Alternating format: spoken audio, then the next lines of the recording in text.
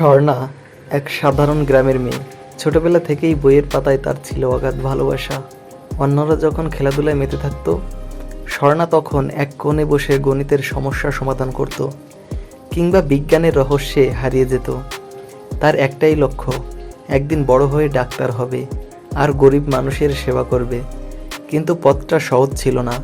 পরিবারের আর্থিক অবস্থা ভালো ছিল না। বাবার ক্ষুদ্র চা স্টল আর মায়ের সেলাইয়ের কাজেই চলতো সংসার। অনেক সময় বিদ্যুৎ না থাকলে কুপির আলোয় পড়তো স্বর্ণা।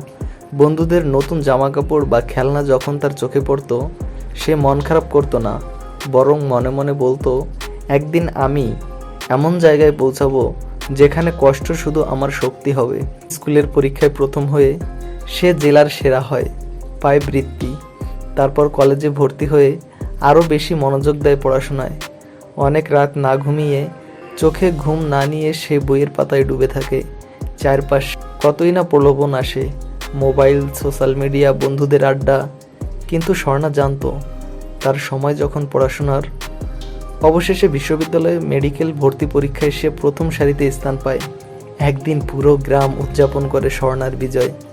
এখন সে মেডিকেলে পড়াশোনা করছে আর ছুটি পেলেই গ্রামের ক্লিনিকে গিয়ে বিনামূল্যে সেবা দেয়।